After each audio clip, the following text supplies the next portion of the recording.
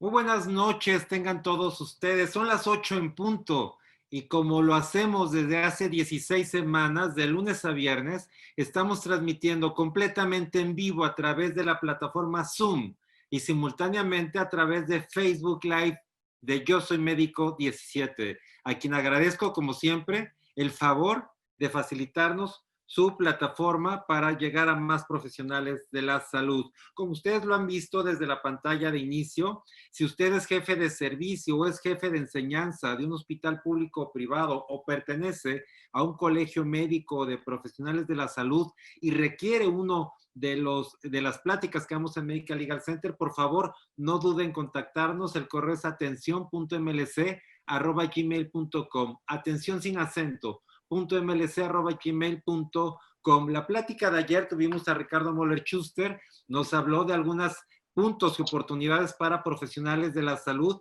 en pequeño y bueno, toda esa plática está grabada y si requieren volver a verla pueden hacerlo en Facebook de Medical Legal Center, Facebook de Yo Soy Médico 17 y también hoy en el YouTube de Medical Legal Center. Entran a YouTube y le ponen Medical Legal Center, se suscriben y pueden ver todas las pláticas que hemos tenido hasta el día de hoy. El día de ayer fue lunes y como siempre, lunes, miércoles y viernes, Susana Hernández nos transmite el tema de contención del estrés para profesionales de la salud. Es nuestro coach en ese sentido. Les recuerdo nuestro programa, el día de mañana tendremos a Andrés Farías Benavides desde Monterrey, nos hablará de marketing digital, un mundo de oportunidades para la comunidad médica en Latinoamérica.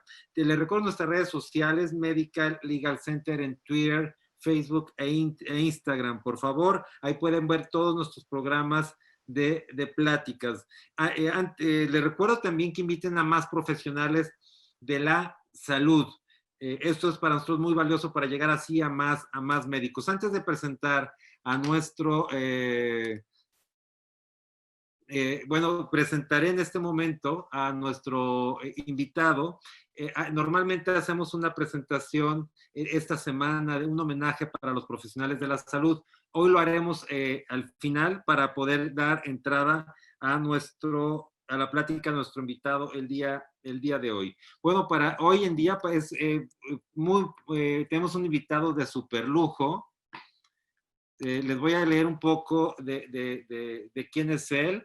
Él se llama Luis García Peña, es Chief Operating Officer de Marea Azul Capital, son fondos de inversión, Managing Partner de Wealth Corporation, firma con enfoque de administración de portafolios, estrategia de negocios y banca de inversión. Con más de 30 años de experiencia, ha desarrollado su carrera como banquero internacional, estratega de gestión de portafolios en los mercados globales, de análisis geopolítico en la dirección de empresa. Es contador público egresado del ITAM, cuenta con posgrado de alta dirección en el IPADE y una especialidad en estrategia de negocios por la Universidad de Harvard.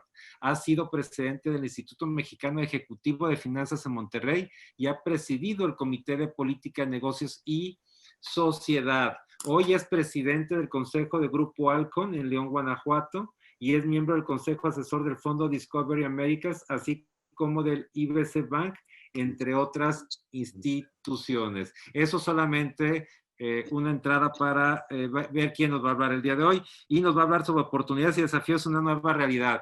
Mi querido Luis, muchísimas gracias por aceptar la invitación. ¿Cómo estás? Bien, muchas gracias. Buenas noches a todos. Espero que la dinámica de la conversación nos pueda permitir el intercambio de ideas. La intención, yo sé que ustedes han seguido muy de cerca temas relacionados con la salud, desde luego no es un tema menor, pero platicando público con Abraham, a quien le aprecio mucho la invitación, coincidíamos en que valdría la pena pues tratar de darle también un contexto un poco distinto a la narrativa que han seguido en estas semanas, una descripción de los principales eventos globales que inciden en nuestra forma de trabajar, de vivir, de viajar y de pensar en los distintos ámbitos de la sociedad en los que nos desenvolvemos. Así que bueno, Así sin es. más preámbulo quisiera empezar. Voy a empezar con te dejo con el mejor público, los profesionales de la salud, y nos vemos en la sesión de preguntas y respuestas. Muchas gracias. Gracias, gracias.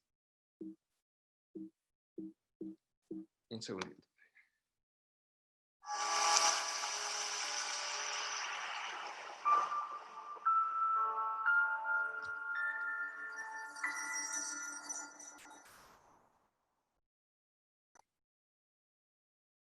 talking about expectations. Expectations. Watch. Ba, ba.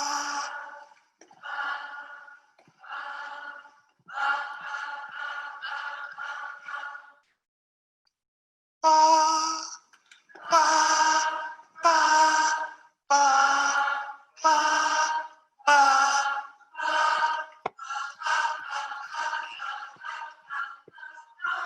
Okay.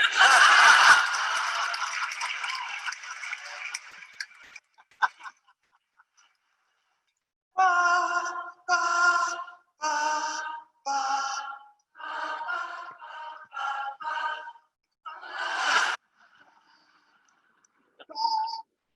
Ba, ba, ba, ba.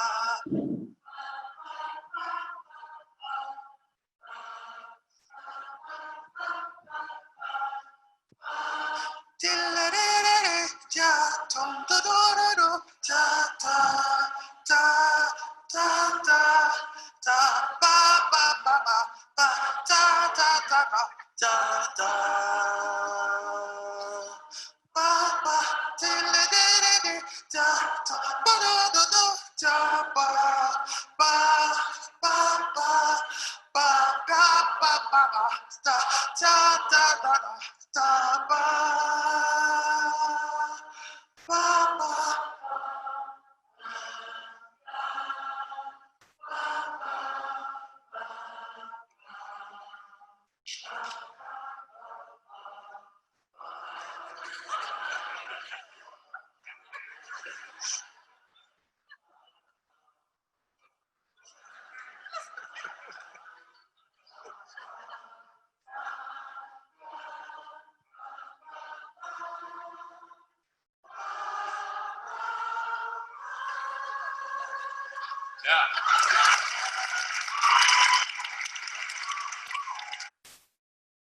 Bien, pues era una nota de inicio con un contexto bien interesante. Bobby McFerrin hace esta conexión fascinante con el público, en donde sin más explicación que la música y el ritmo con el que guía a las audiencias, pues esta conexión crea un ámbito de armonía, de comunicación y sobre todo de reflexión. Así que, bueno, me pareció interesante empezar con algo un poco distinto antes de entrarle a los temas.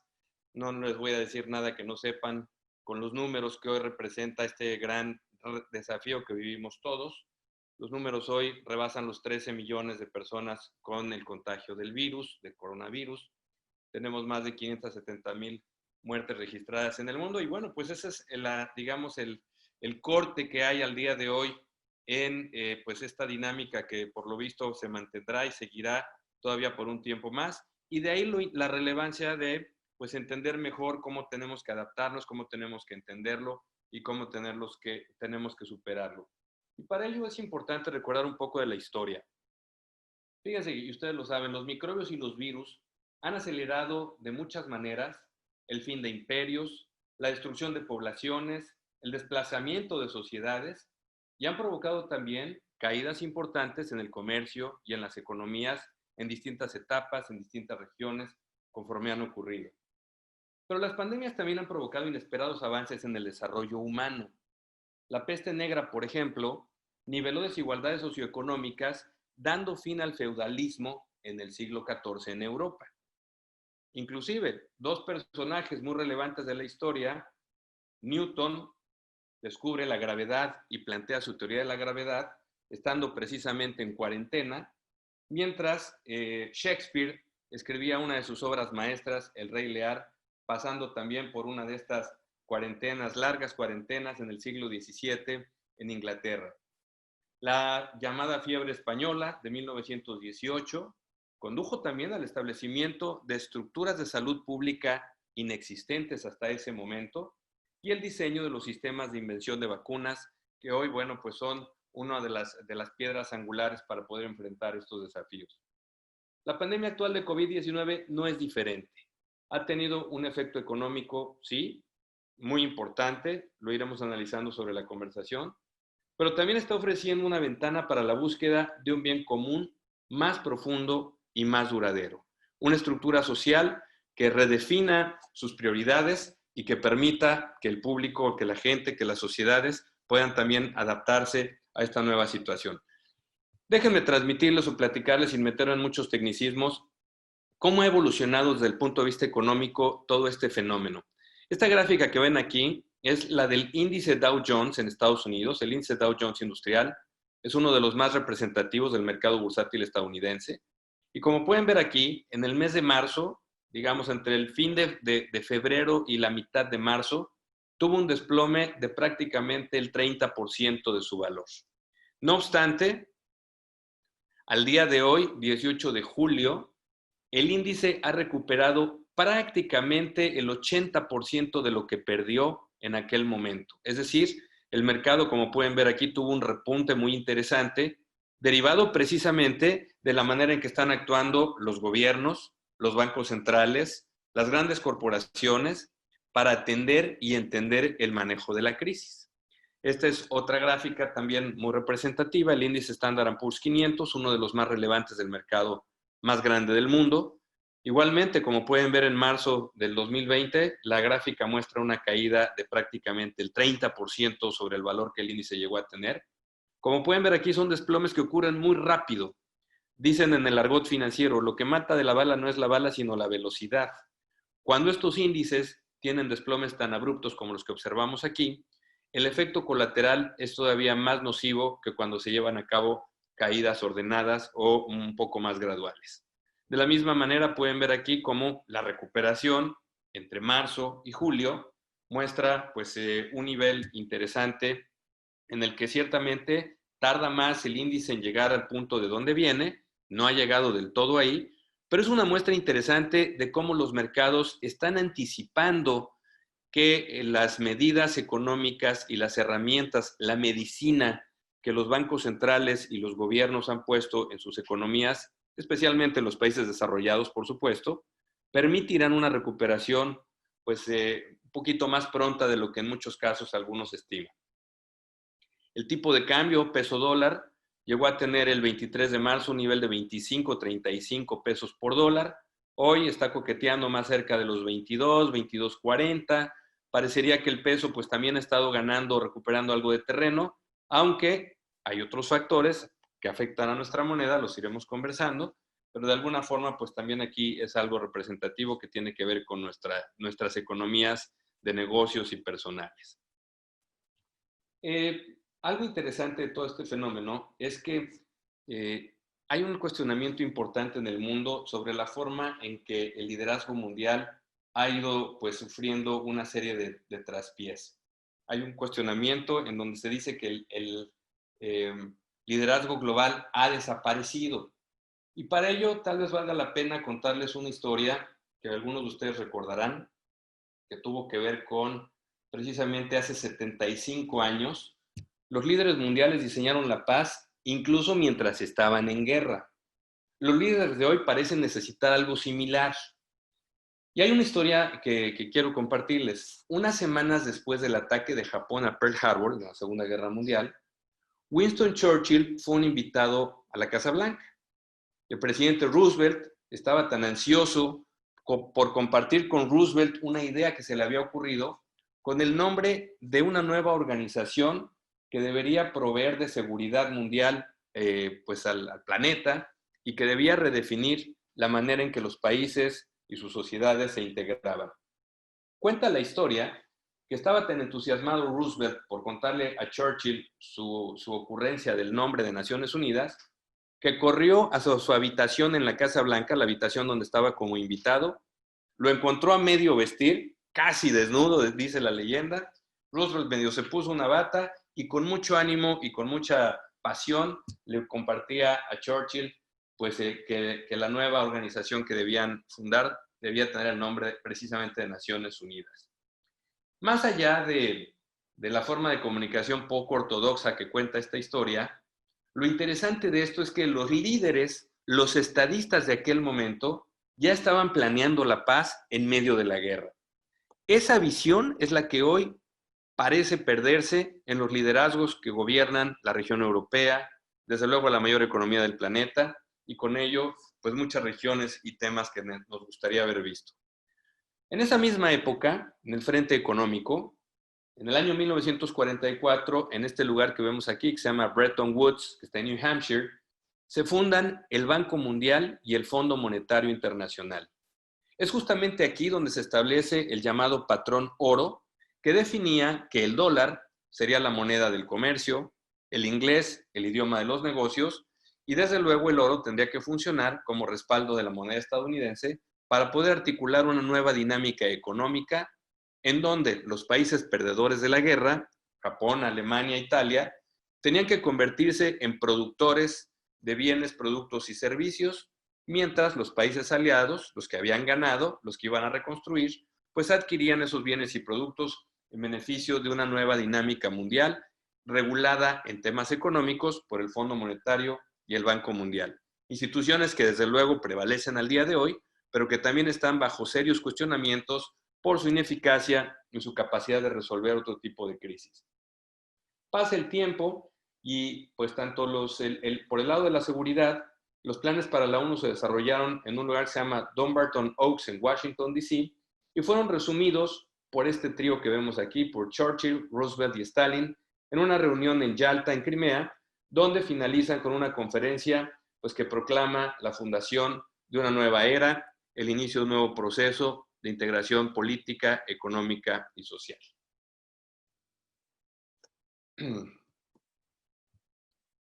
Con todo esto en mente, el COVID-19 ciertamente es un nuevo desafío. Existe un vacío donde el mundo normalmente buscaría el liderazgo estadounidense. En cambio, y lamentablemente, el mundo encuentra en el presidente Trump pues, un personaje que lejos de enfrentar con liderazgo, con estadismo, esta nueva circunstancia, hace ridículo sugiriendo curas extravagantes. Trump ha estado más interesado en culpar a China por la pandemia que en obtener una respuesta internacional. Su movimiento más destacado fue suspender el financiamiento que Estados Unidos le otorga a la Organización Mundial de la Salud, además de amenazar con abandonarla por la falta de respuesta que esta organización tuvo pues al episodio que dio inicio en China. En marzo, inclusive, los ministros de Asuntos Exteriores del Grupo de los Siete ni siquiera pudieron emitir una declaración porque Mike Pompeo, el secretario de Estado estadounidense, insistió en que se refiriera al virus como el virus Wuhan, en franca confrontación con China. La respuesta inicial de China, por supuesto, al virus fue un encubrimiento fraudulento. Todos hemos visto eso y hemos visto alguna evidencia. Pero dado que su duro bloqueo puso bajo control al COVID-19, por lo menos en la propia China, ha promocionado estos éxitos en todo el mundo y ha provisto de un kit de protección a los países agradecidos con la forma en que China ha actuado. Mientras todo esto ocurre, los europeos cerraron fronteras, incluso en el área de Schengen, un área supuestamente libre de fronteras, Europa se encuentra prácticamente cerrada. Vemos en Naciones Unidas un Consejo de Seguridad dividido, que pues también ha desaparecido del radio de la acción. Y esto nos llevaría entonces a otro cuestionamiento. ¿Qué pasará con el comercio mundial? Fíjense qué interesante cómo hacia fines de los 80, principios de los 90, cuando se da la perestroika, el glasnost, cuando cae la cortina de hierro y el mundo inicia una nueva dinámica de intercambio de bienes, productos, servicios y personas, esta globalización o esta nueva etapa de globalización ha permitido que la pobreza extrema en el mundo se haya combatido de manera razonable, desde luego no suficiente, y por cierto, menos después de esta crisis, pero de alguna manera le dio al mundo una nueva dinámica de integración. Hoy una gran pregunta que prevalece es, ¿qué le va a pasar al comercio con esta nueva tendencia de cerrar fronteras, de aislar países, de establecer cercos, así como durante 9/11 cambió la manera en que viajamos cuando llegamos a hacer el check-in a un aeropuerto, cuando tenemos que hacer largas filas? Hoy la pregunta es, ¿cómo va a incidir este tema en la movilidad de las personas, en su integración? El mundo sufrirá a medida que los países abandonen la idea de que las empresas y los bienes reciben el mismo trato, independientemente de su procedencia. Fíjense, les voy a dar 3 ejemplos, 3 casos duros al respecto. El 12 de mayo, Narendra Modi, el primer ministro de la India, le dijo a su país que había comenzado una nueva era de autosuficiencia económica. Es decir, La India va a tratar de producir e intercambiar dentro de su propio país los bienes y servicios que necesita sin depender de terceros.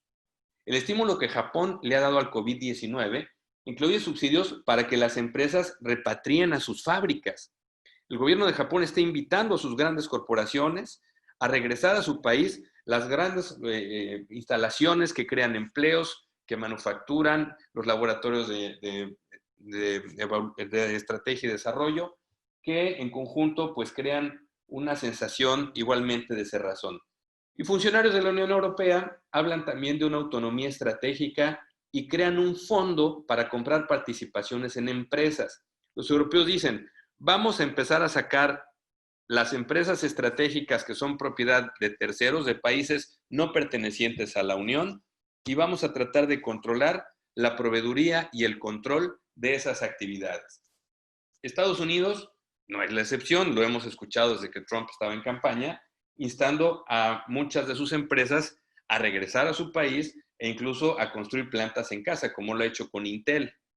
El comercio digital está prosperando, pero su escala sigue siendo modesta.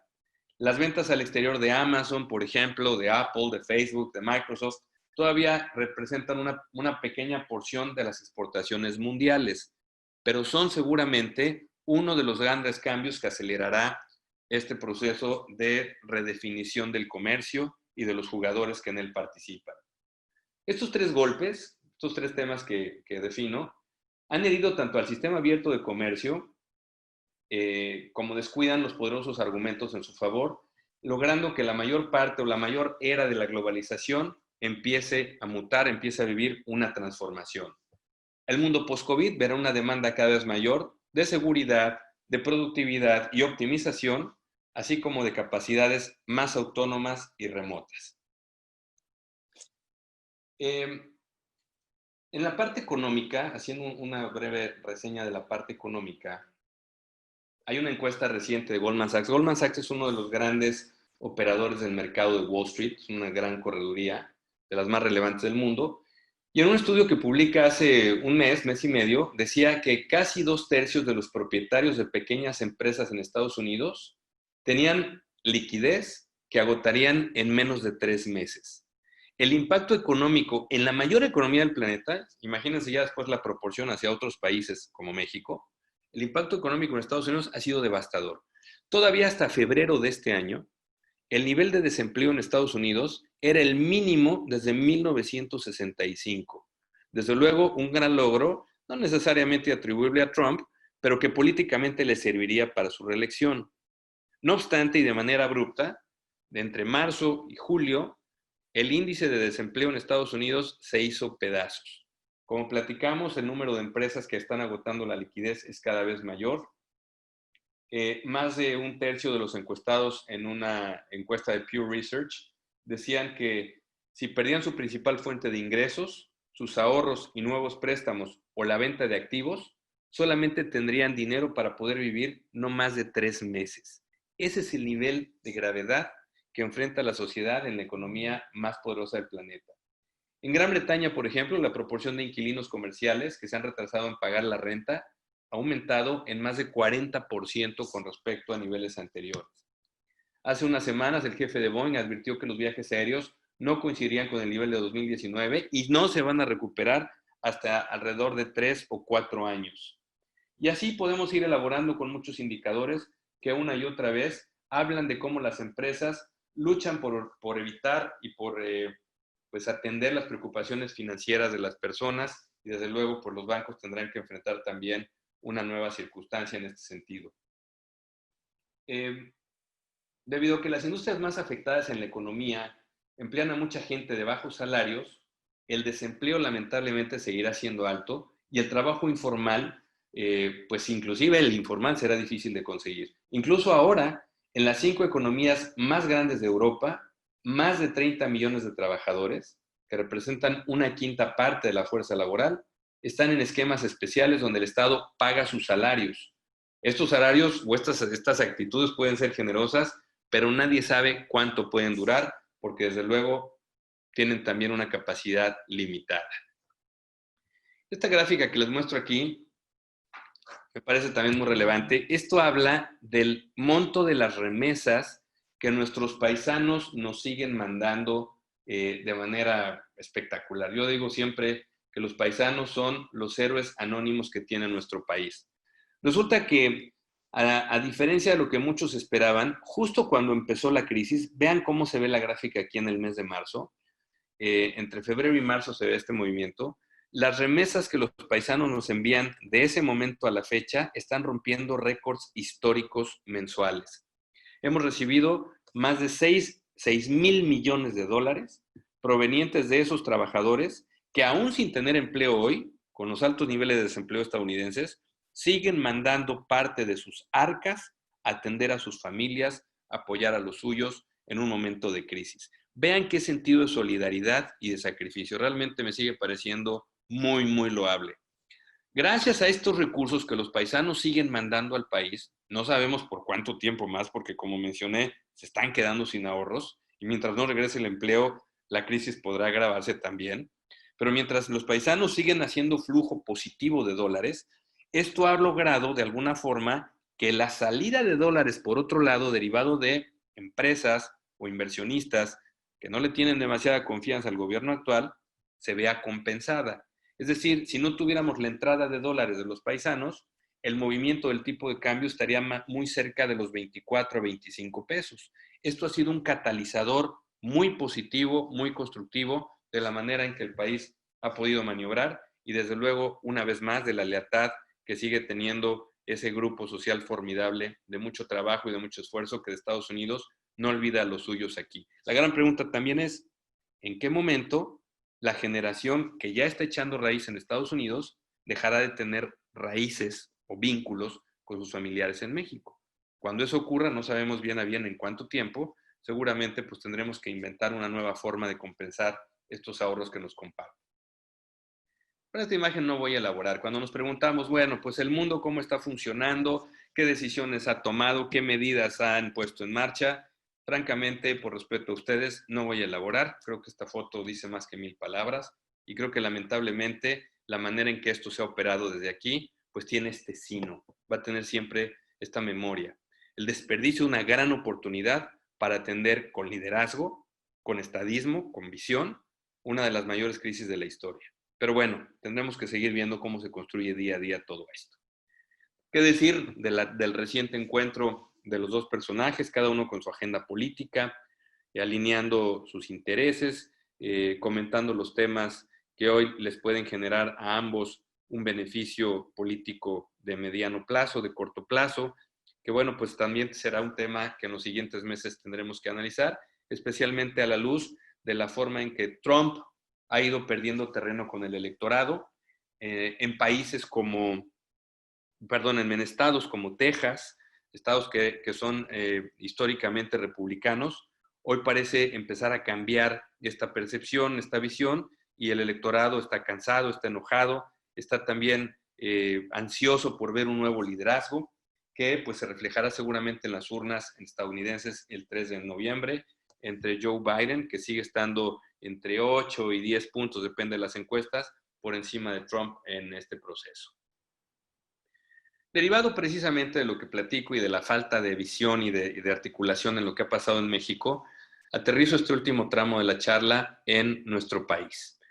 El 85% de nuestras empresas no anticipó esta crisis. Bueno, sería también ocioso pensar que en otros países la anticiparon, pero un poco lo que habría que ver es, muy bien, un gran número no lo anticipó. La pregunta es, ¿cómo ha reaccionado? ¿Qué es lo que hemos visto?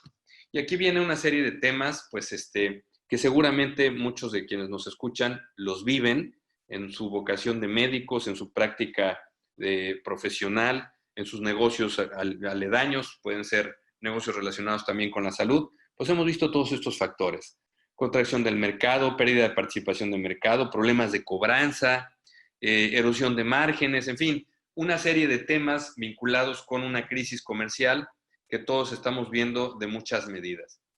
Esta siguiente gráfica muestra de la izquierda a la derecha los sectores que se van a ver más impactados por el tema de COVID en muchas partes del mundo, empezando por el turismo, el entretenimiento, desde luego la aviación y todo lo que tiene que ver con los cruceros, la industria automotriz, lo que tiene que ver con construcción de nuevas casas, las manufacturas que están lastimadas y todavía no se activan de buena manera, puesto que los consumidores no están listos para seguir comprando bienes y servicios.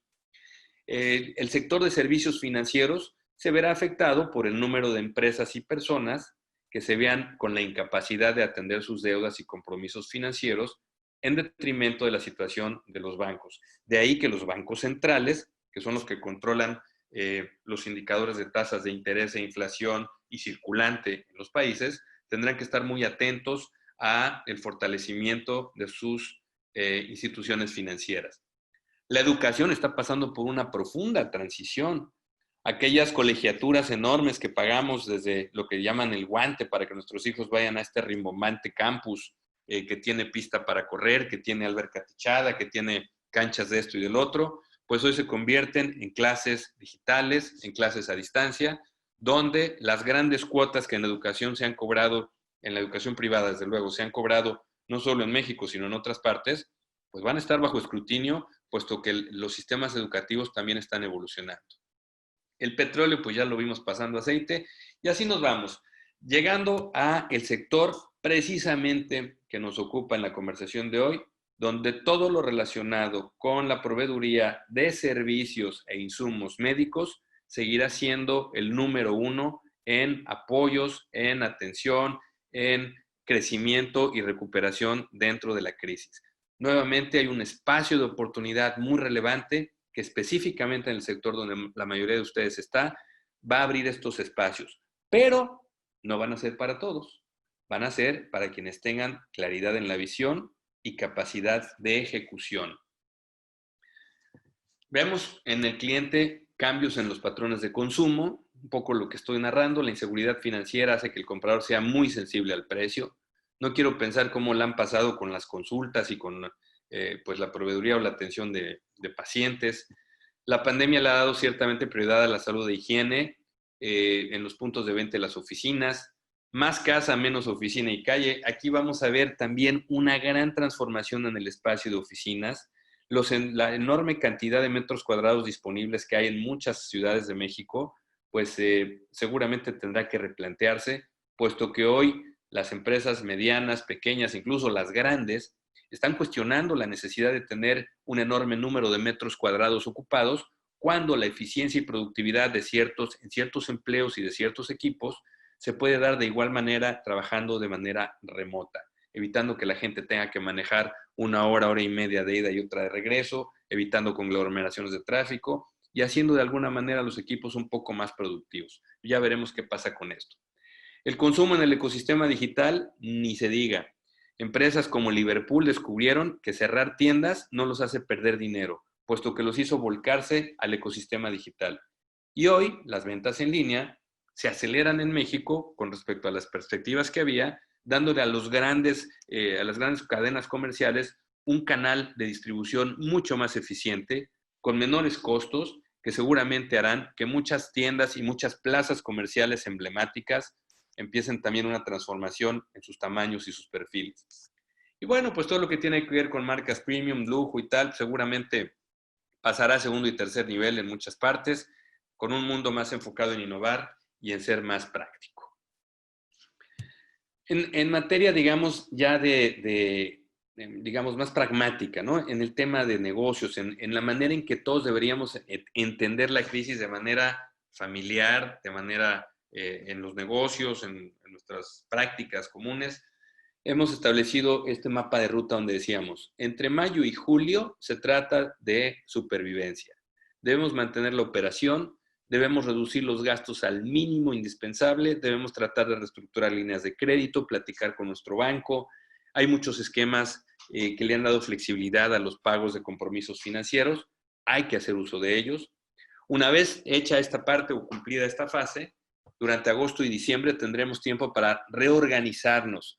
Ojalá que todos estos días o meses, semanas de cuarentena, que ya no es cuarentena, ya es ochentena, nos permitan revisar webinars, nos permitan entender otras actividades, nos permitan ver innovación en los distintos ámbitos en donde estemos, que como consecuencia nos permitan reorganizarnos para resistir y prepararnos para el crecimiento. Y ya que 2020 va a ser, con toda franqueza, un año perdido, lo importante va a ser que con un inicio de década tan lastimado, lo que enfoquemos sea el primer año posterior, 2021. Año de crecimiento, año en donde tenemos que retomar la rentabilidad como objetivo. Y para ello, poner en marcha todas estas prácticas de fortalecimiento de la estructura de los equipos de trabajo, de innovación, de marketing. Veo que en el programa que tienen va a haber marketing digital. La manera de comunicarnos con el mercado, con las audiencias, con los productos, nos va a permitir pues descubrir en 2021 nuevos caminos para el crecimiento. Aquí viene un poquito más detallado. Esta presentación se las compartiremos para que lo puedan ver con un poquito más de detalle para los que lo necesiten. Y bueno, de alguna manera pues se trata, como ponemos aquí, de la supervivencia, crecimiento orgánico, clientes actuales con productos actuales. En la etapa de reorganización tenemos que buscar nuevos productos, nuevos mercados y cómo diversificarnos. Y dentro de este proceso, tratar de hacer una proyección de cierre de 2020 con el que dejemos planchada la plataforma para poder recordar en 2021 nuestra manera de trabajar, de funcionar y de relacionarnos con nuestros clientes, nuestros pacientes, nuestro mercado.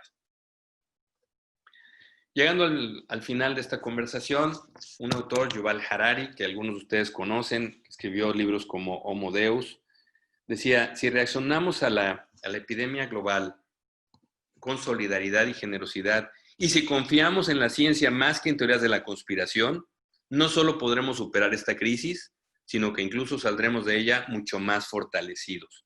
La historia lo ha demostrado una y otra vez. Después de épocas de pandemia, la posibilidad de fortalecer nuestra capacidad de adaptación es otra, de crear nuevas estructuras, de crear una nueva convivencia social, y con ello pues tendremos igualmente posibilidades de entrar en una nueva etapa.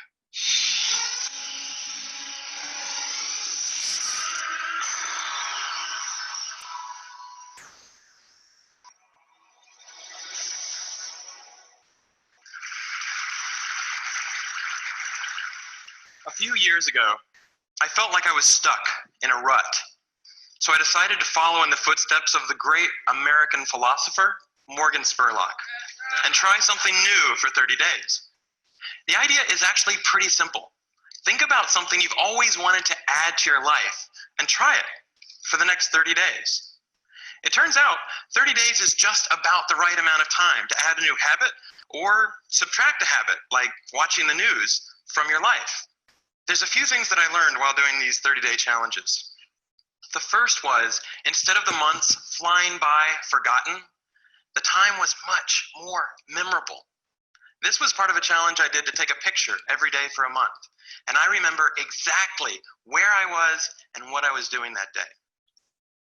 I also noticed that as I started to do more and harder 30-day challenges, my self-confidence grew. I went from desk-dwelling computer nerd to the kind of guy who bikes to work for fun. Even last year, I ended up hiking up Mount Kilimanjaro, the highest mountain in Africa. I would never have been that adventurous before I started my 30-day challenges. I also figured out that if you really want something badly enough, you can do anything for 30 days. Have you ever wanted to write a novel? Every November, tens of thousands of people try to write their own 50,000-word novel from scratch in 30 days.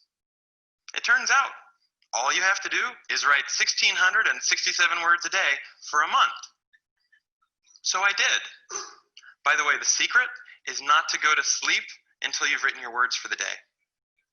You might be sleep deprived, but you'll finish your novel. Now, is my book the next great American novel? No, I wrote it in a month. It's awful.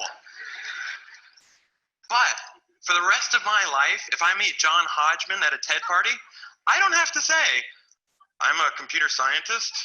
No, if I want to, I can say, I'm a novelist. So here's one last thing I'd like to mention. I learned that when I made small, sustainable changes, things I could keep doing, they were more likely to stick.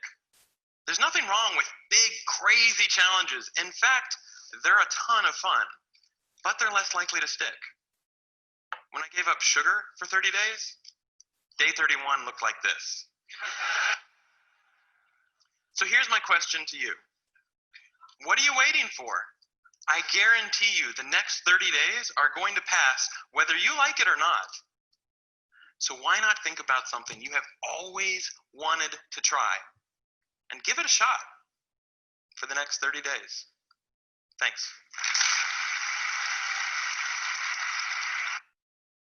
Bueno, pues como dice nuestro amigo del video, los siguientes 30 días van a empezar, van a seguir, van a pasar, y lo que importa son las elecciones que hagamos, las decisiones que tomemos, los caminos que sigamos.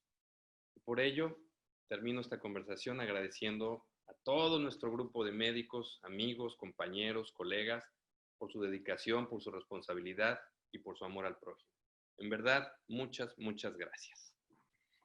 Hombre, Luis, qué bárbaro, increíble tu plática, tu presentación, nos encantó, muchos comentarios, muchas felicitaciones y nos gustaría verte en la pantalla porque no te vimos, si puedes activar tu video.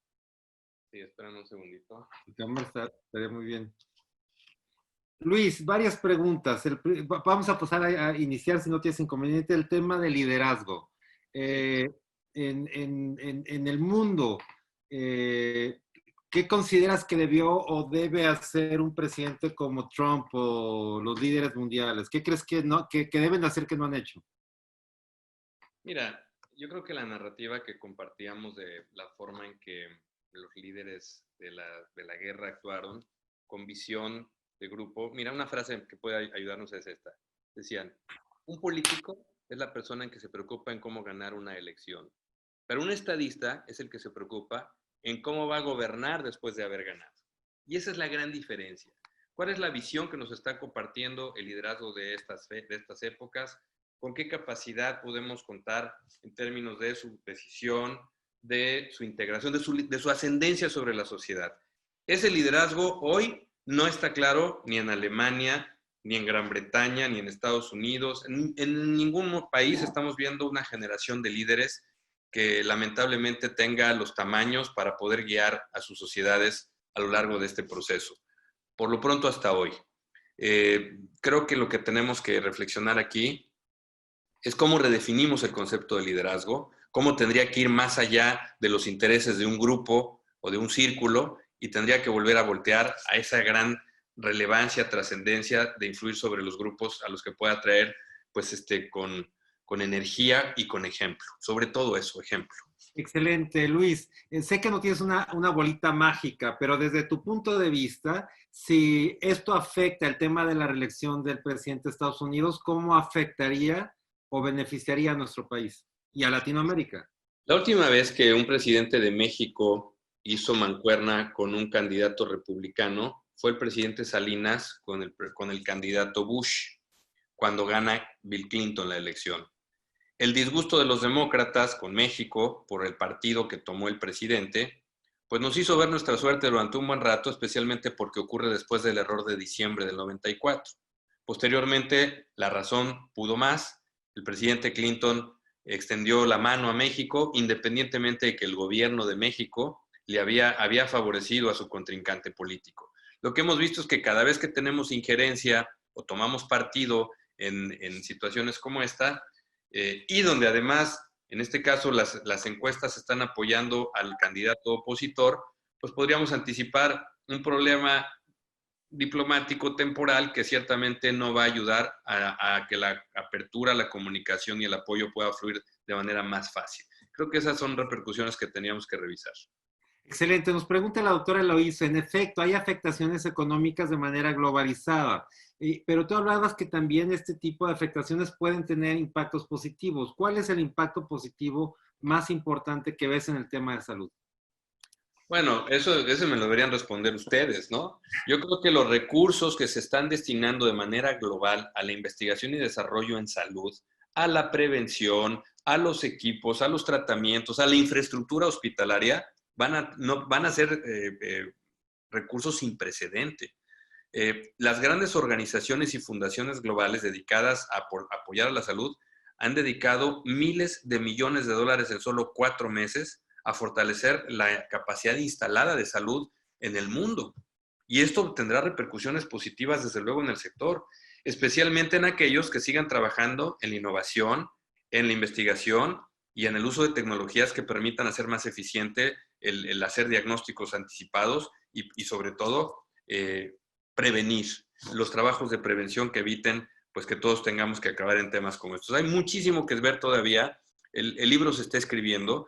Va a haber una secuela que podremos revisar seguramente después, pero creo que por lo pronto el sector salud ha sido uno de los pues, centros de atención en todo esto, puesto que son el ejército actual para combatir en esta gran guerra al virus invisible. Otro tema, Luis. Comentabas que la primera etapa que estamos todavía viviendo era el tema de ajustes, de ajustar el tema de gasto, etcétera. Después continuamos con el tema de reacomodo, después el crecimiento. En medicina tenemos un tema que es el tema de la tecnología. Hoy en día cambió el tema, por ejemplo, de la consulta. Hoy en día los pacientes no quieren ir a consulta, no quieren ir a los hospitales porque es un lugar de alto contagio, y entonces viene el tema de la medicina online, el tema de hacer medicina a distancia o telemedicina en algunos lugares de interconsulta. ¿Tú consideras, los médicos tienen por una parte el tema del ahorro, pero también el tema de que si no lo hacen así, digo, tú ponderarías más el tema de la tecnología, supongo, o cuál es tu opinión? Luego, mira, sí, espero que muchos de quienes nos escuchan hayan estado activos en los webinars de la Clínica Mayo, en los webinars de las universidades estadounidenses o europeas, que precisamente están tratando de llevar la salud de manera digital, usando desde luego el talento y conocimiento de los médicos, a más personas. La ecuación aquí, fíjate que es similar a lo que va a ocurrir en la educación. Antes, en un aula de Harvard, cabían 200 estudiantes que pagaban una millonada por poder estar en una plática de Tal Ben Shahar sobre inteligencia emocional. Hoy, el mismo autor, con la misma conversación, con la misma historia, lo puede hacer de manera digital, llegando en lugar de 200 personas a 200,000. El costo de esta acción, desde luego, se hace mucho más marginal, se vuelve mucho más accesible para todos, pero no demerita en el conocimiento ni en la retribución que se le está dando al autor. Con los médicos puede ser lo mismo. ¿Cuántos pacientes tiene un médico normal en un hospital de ciudad mediana grande?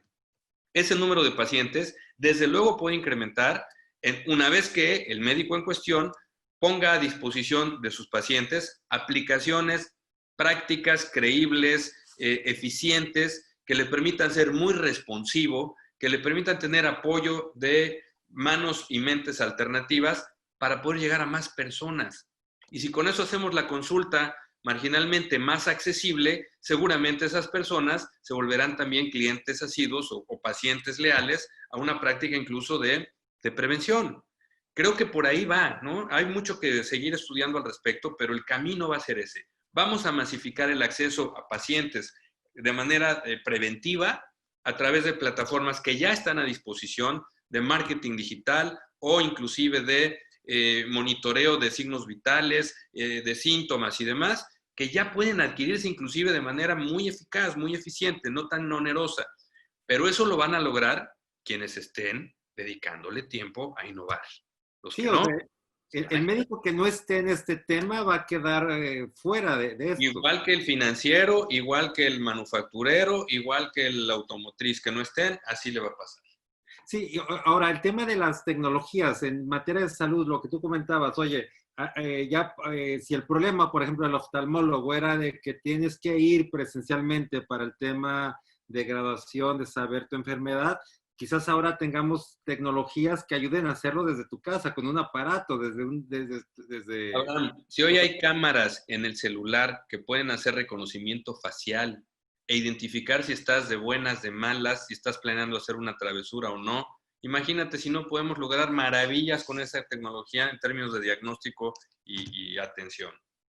Luis, hay ciudades que el tema de salud depende mucho de a qué se dedica esa ciudad. Vemos, por ejemplo, el caso de Cancún, el caso de Cozumel, que viven esencialmente el turismo, y ahorita que están, me comentan, caídos los cruceros, pues eso afecta también el tema de salud. Pero, por ejemplo, en zonas como en Sinaloa, Sonora, ciudades completamente agrícolas, tú como nos preguntan, ¿tú cómo ves el sector agrícola? El doctor Mateos dice, ¿cómo visualizas que es uno de los sectores que va a afectarse o no va a afectarse? ¿Está afectando o no?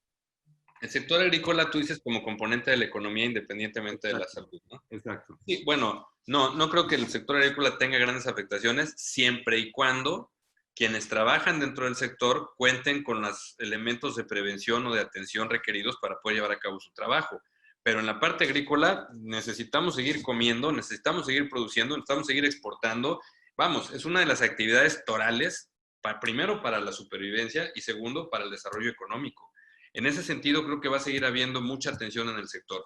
Como dices también, en el turismo estamos muy preocupados porque después de que México se convirtió en la quinta potencia turística del planeta y con ello en un atractor impresionante de recursos por esa vía, pues hoy, igual que en muchos países, nos estamos cuestionando cómo se va a recomponer el turismo. Fíjate, te doy un dato.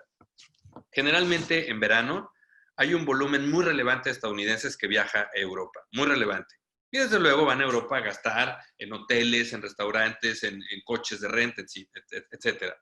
Si lográramos que esos viajeros estadounidenses vean los grandes espacios mexicanos como la Riviera Maya en México, Quintana Roo, como un destino con suficiente seguridad por la manera en que se viaja, por la prevención hotelera para el COVID, por protocolos de salud puestos en práctica.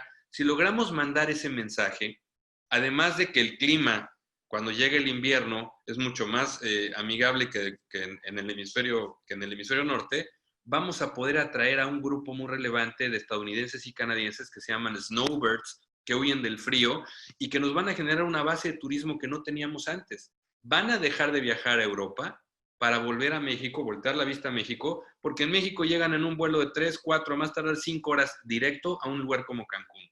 Necesitamos retomar esa capacidad y en cada sector tendremos que hacer un diagnóstico con lupa para poder entender las nuevas capacidades requeridas. El doctor Sertucci, regresando a la pregunta de la tecnología. A ver, Luis, un tema de verdad. La tecnología y la medicina siempre ha ido mucho más adelante que las leyes. Yo veo hoy, por ejemplo, que el tema de la medicina online, el principal problema que enfrenta muchos temas de tecnología es el tema de la regulación, que no hay reglas claras. Te voy a poner otro tema, el caso, y tú lo debes de saber como asesor de empresas, consejero, el tema de las asambleas. Hoy en día, todas las agrupaciones médicas que son de 1,000, 2,000, 3,000 asistentes no han podido llevar a cabo sus asambleas porque no hay forma, porque la ley, en este caso, el Código Civil, pero en el caso de sociedades mercantiles, la Ley General de Sociedades Mercantiles no contempla el tema de asambleas virtuales. ¿No consideras que el Congreso de la Unión y las legislaturas estatales son las que más deberían estar trabajando ahorita, incluso para regular el home office? Digo, tanto que hay que regular ahora. ¿Qué opinas, Luis? Me encantaría que la agenda legislativa que tiene bajo control un grupo predominante en el Congreso esté mucho más enfocada en esto que estás diciendo, en temas de bioética, en temas de regulación de una nueva normalidad, de cómo hacer negocios, de cómo estar en casa trabajando. Todo esto va a requerir la redefinición del vínculo laboral, empresa-trabajador, el trabajador que ya no está físicamente en el lugar de trabajo, pero que de manera remota sigue sirviendo y atendiendo. Y todo eso va a requerir una claridad muy distinta, muy sofisticada, muy bien preparada para poder adecuar la evolución de los negocios con una regulación flexible e inteligente. Lamentablemente, la agenda política está muy distraída en sobreregular, en desaparecer a organismos intermedios de mediación para conflictos, de supervisión, y va a ser uno de los grandes retos que tendremos que revisar en las elecciones intermedias. ¿Queremos que la agenda legislativa vea temas como los que mencionaste o queremos que sigan perdiendo el tiempo con sobreregulación y con el control de fondos de pensiones y de otra serie de temas que lo único que han hecho es preocupar a los inversionistas y alejar el capital inteligente de actividades como la salud, el turismo o la manufactura? Bueno, Luis, aquí yo te quiero decir que es una tarea de todos los partidos políticos, no solamente único, aunque sea mayoría, los demás podrían hacerlo, y sin embargo es un tema que no lo hemos visto en ninguna legislatura. Una agenda se oye algo al respecto. Ahí hay una buena tarea que hacer, sí. Sí, y por otro lado, a ver, Luis, hoy en día el sistema de salud está colapsado. Tú llegas a un hospital institucional de cualquier de seguridad social o no, de los de población abierta, y te encuentras, sí, todo documentado, pero con procesos de hace 50 años. Vas incluso al IMSS, sí, todo está documentado, pero como igual que el IMSS de hace 50 años. Y hoy en día tenemos pacientes días diferentes, enfermedades diferentes, médicos diferentes, más tecnología. Y vaya, esto no se ha movido en 50 años, no se movió digo, ni con el actual, ni con el anterior, ni con el anterior, ni con nadie se movió. Aquí tú consideras que hace falta un liderazgo en salud que pueda modificar eso, ¿y dónde lo ves? ¿Dónde Mira, ves ese liderazgo que pueda generar un cambio en la forma de asumir las enfermedades a raíz de esto? desde que la globalización empezó, como lo narré hace un momento, la posibilidad de que un asiático viva con sus aves de corral, pernocte con ellas dentro del espacio donde vive para evitar que se la coman los coyotes o se la roben, hacía que el ave le estornude al humano, el humano le estornude al ave, se crea un bicho y ese bicho empieza a convivir entre ambos.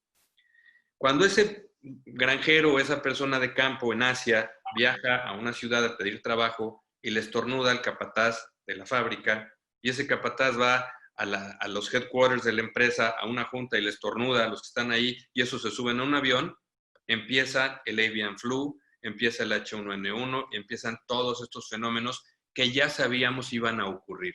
La Organización Mundial de la Salud tenía ya en el plato, en la charola, protocolos de contención de una nueva pandemia. Desde el final del Spanish Flu en 1918, empezó en 18, termina más o menos en 1924, con, si no mal recuerdo, alrededor de 50 millones de muertos, fue la más terrible de todas. Los sistemas de salud empezaron a crear estructuras de protección o de contención para la concurrencia de eventuales pandemias. Todo esto se dio de manera ordenada y sin mayor aspaviento hasta que empezamos a ver, después de la globalización, al inicio del año 2000, cómo en Hong Kong, como en algunos lugares de Asia, empezamos a tener ya esta mezcla de bichos y pues el origen de pandemias controladas en su momento, como llegó a México el H1N1, que por cierto tenía Tamiflu y que con eso, bueno, no generó el dilema que está generando la actual. ¿Por qué cuento todo esto? Porque a pesar de que los protocolos se han tenido, parecería que la falta de liderazgos locales ha impedido que tengamos a un equipo conectado con la evolución de esos protocolos. Yo creo que el México del año 2009 trabajó muy bien con esos protocolos de contención del H1N1. Si bien es cierto, nos afectó durante todo ese año de manera en la economía, veníamos de la crisis hipotecaria de 2008, la siguiente piedra en el camino fue el H1N1, pero la manera en que se contuvo, se administró y se operó fue muy, muy plausible. No sé qué tantos de ustedes lo recuerden. Lo único que hicimos ahí fue mantener en la mesa los protocolos de la Organización Mundial de Salud como miembro que somos. Hoy la pregunta que se hace, y la hace Trump para empezar, es si la Organización Mundial de la Salud ha tenido la capacidad de gestión, de integración y de actualización que el mundo requiere con una nueva dinámica de convivencia y de confluencia de enfermedades. Esa sería la primera pregunta.